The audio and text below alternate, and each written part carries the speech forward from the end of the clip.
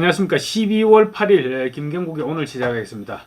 문재인 정부 당시 바다에서 실종돼서 북한군에 쌀쌀대고 그것도 모자라서 소화까지 당한 우리 국민에 대해 우리 정부가 오히려 앞장서서 월북몰이를 했다는 정말 믿을래야 믿을 수 없는 사실이 지금 드러나서 공분을 사고 있습니다. 문재인 정부 당시 안보당국자들은 국민의 안전과 생명보다는 북한과의 관계 개선을 우선시했다. 이런 의혹을 받은 지는 사실 제법 오래됐죠. 남북관계도 결국은 우리 국민의 안전과 생명을 위한 그것을 위해서 관계를 개선하려는 것인데 이념에 매몰돼서 국민을 배신했던 것. 이것이 문재인 정부 당시 북한의 해양수산부 공무원 이대준 씨 피살 사건에 대처했던 방식으로 드러났습니다.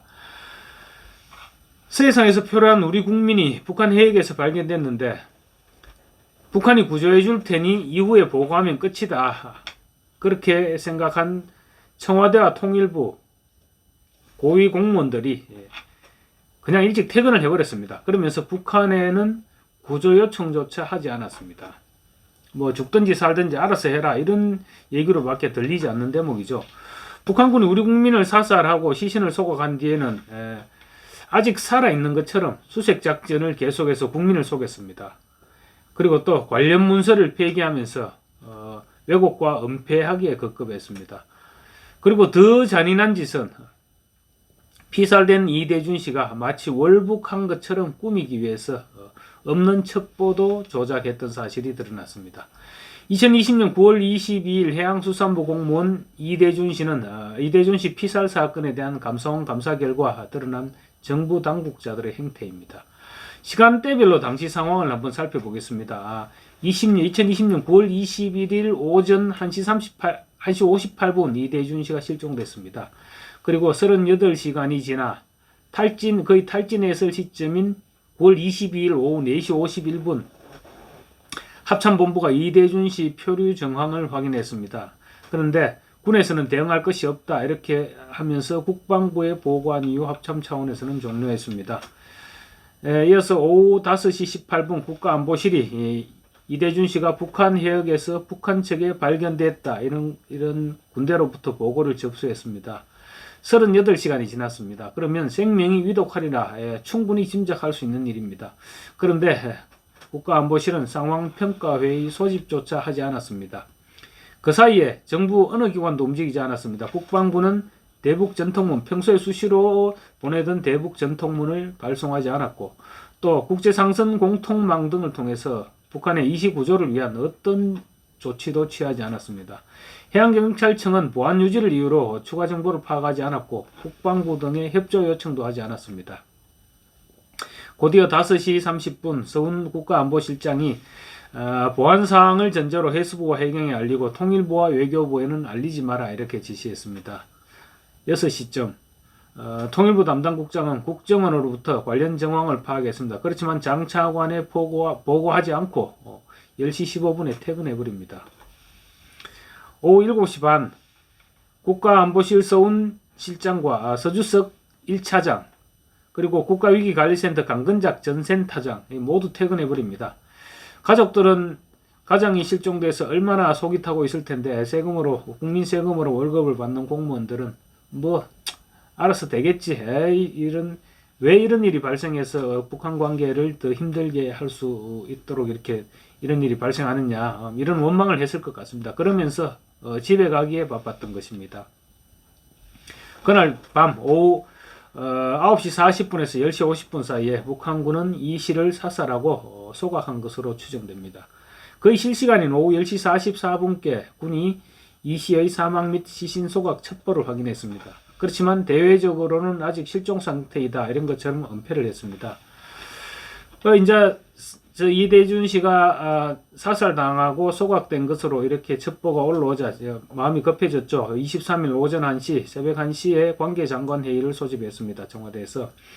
이때가 어떤 시점이냐면 종전선언 필요성을 강조한 문재인 대통령의 유엔 녹화분이 방송되기 그 직전에 열린 회의입니다. 이때부터 조직적이고 일사불란하게 사건을 조작하고 은폐하기 시작합니다. 국가안보실은 새 공무원 피살 및 소각 사실에 대한 보안 유지 지침을 하더랍니다. 근데 워낙 위태위태했죠. 그러다 보니까 회의 후에 청와대 어떤 비서관이 이렇게 지적도 했다고 합니다. 국민들이 뒤늦게 알면 감당하기 어렵다. 투명하게 공개하는 것이 낫다. 이런 의견을 제시했는데 묵살됐다고 합니다. 이어서 오전 2시 반 국방부는 합참에 관련 비밀자료 삭제를 지시했고 1시간 뒤에 합참은 군사정보통합처리체계 MIMS라고 있습니다. 그 처리체계에서 첩보 보고서 60건을 무더기로 삭제해버립니다. 그리고 통일부도 내부적으로 담당국장이 6시에 보고받았던 담당국장이 그 보고 시간을 22일 오후 6시가 아니라 이인영 당시 통일부 장관이 관계장관 회의에 참석한 시점인 23일 오후 1시로 조작했습니다.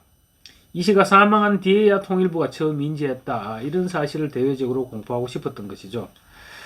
사망 사실을 알았음에도 해경은 또 수색 활동을 계속했습니다. 수색을 종료할 경우에 언론에서 왜 수색을 종료하느냐 이렇게 캐물으면 할 말이 없었기 때문이죠.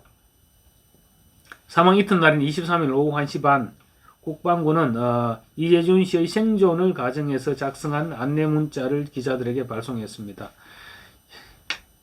참 기가 막히는데요. 그러고 오후 4시 35분에 국방부는 다시 실종자가 발견됐는지 알려달라 이렇게 대북 전통문을 발송합니다. 이미 사망을 인지한 시간, 사망했다는 사실을 인지한 지도 벌써 18시간 가까이 지난 시점입니다.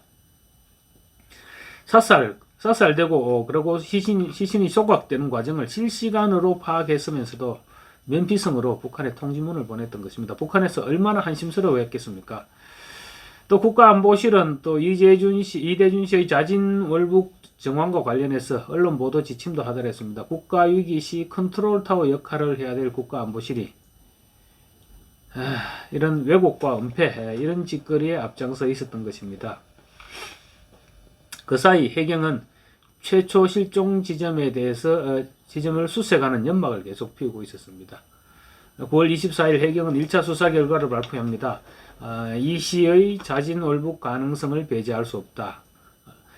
이때부터 이제 자진 월북 프레임을 조성하기 시작한 것입니다. 국정원은 사실 자체적으로 이대준 씨가 자진 월북했을 그 가능성이 불분명하다 이런 결론을 내렸는데 합참에서 자진 월북 가능성을 보고할 때 자기들이 자체 분석 내용을 보고하지 않고 입을 닫아버렸습니다.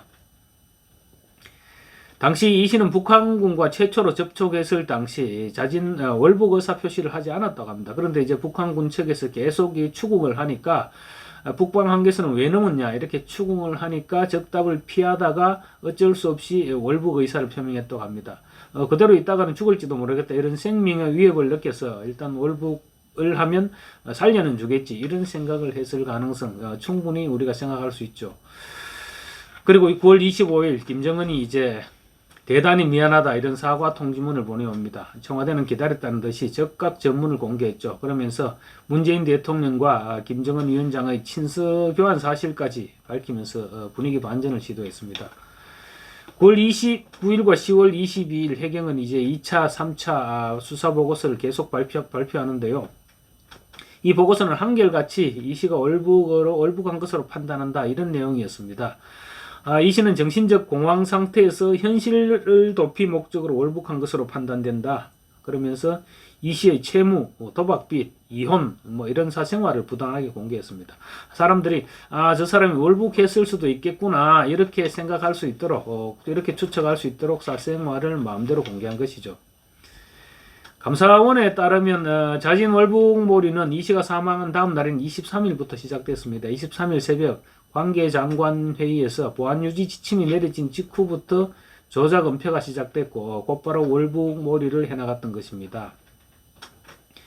당시 해경은 이 씨가 자진 월북했을 것이다 이런 근거로 시뮬레이션 결과를 제시했습니다. 17시간을 수행하면 33km를 갈 수 있다 이렇게 주장하면서 제시했는데요. 순 엉터리였습니다. 구명조끼를 착용한 구조요원이 이 씨가 실종된 소연평도 부근 해역과는 완전히 다른 조건인 인천 내항에서 그것도 부유물에 의지한 채로 1시간 동안 수영한 속도가 시속 2.22km였답니다. 그래서 그거를 토대로 지금 17시간을 수용하면 33kg를 수용할 수 있다. 이렇게 주장한 것이죠. 엉터리 짜맞추기 시뮬레이션 결과를 제시했던 것입니다. 정말 말도 안 되는 짓거리인데요. 뒤늦게나마 감사원 감사로 지금 진실이 밝혀지고 있습니다. 그래서 관련자들에 대한 철저한 사법적 단죄가 뒤따라야 합니다. 이와 관련해서 문재인 정부 안보라인 고위 인사들은 지금 올해 1월부터 법원에서 재판 중이죠. 서훈전 국가안보실장, 서욱정 국방부 장관, 박지원 전 국정원장, 그리고 김홍희 전 해경청장, 노원채 전 국정원장 비서실장, 이런 사람들이 지금 직권 남용 및 권리 행사 방해 등의 혐의로 재판을 받고 있습니다. 감사원의 감사 결과가 나왔으니까 이 감사 결과도 이제 재판에 영향을 미칠 수밖에 없겠죠. 특히 전 정부 청와대와 정부 부처의 조직적 왜곡 조작이 지금 감사원 감사로 드러났죠. 그래서 문재인 당시 대통령이 어느 정도까지 이 사실을 알고 있었는지, 혹시 또 조작이나 은폐 사실을 보고받았는지, 이런 부분에 대해서도 분명히 진실이 규명돼야 될 것입니다. 윤석열 정부 들어서 감사원이 이대준 씨 사건을 감사하기 시작하면서 문재인 전 대통령에게 서면 조사를 신청했죠. 그랬더니 문재인 전 대통령 무례한 일이다 이렇게 발끈했습니다. 문재인 전 대통령 당시에 내가 새 사건을 최종 수용했다. 도를 넘지 말기 바란다. 이렇게 경고까지 했습니다. 문 전 대통령의 측근인 윤건영 청와대 국정상황실장을 지냈죠. 윤건영 의원은 정권이 바뀌니 대통령에게 보고되고 언론에 또 보도되었던 그런 부처의 판단이 번복됐다. 당시 대통령이 국방부와 해경 그리고 국정원 등의 보고를 직접 듣고 최종 승인한 것이다. 이렇게 주장했습니다. 그런데 각 부처가 허위된 보고서를 만들었고 또 조작 왜곡하기에 급급했던 사실이 드러난 것입니다. 문재인 전 대통령 최근 청와대의 울산시장 선거 개입 의혹 사건, 이 관련자들이 모두 실형을 선고받았죠. 그래서 윗선도 조사해야 된다 이런 여론이 들끓고 있습니다. 그런가 하면 또 문 전 대통령 재직 시 사위의 태국 이스트 항공 취업 문제를 둘러싼 뇌물 의혹, 이것도 불거지고 있죠.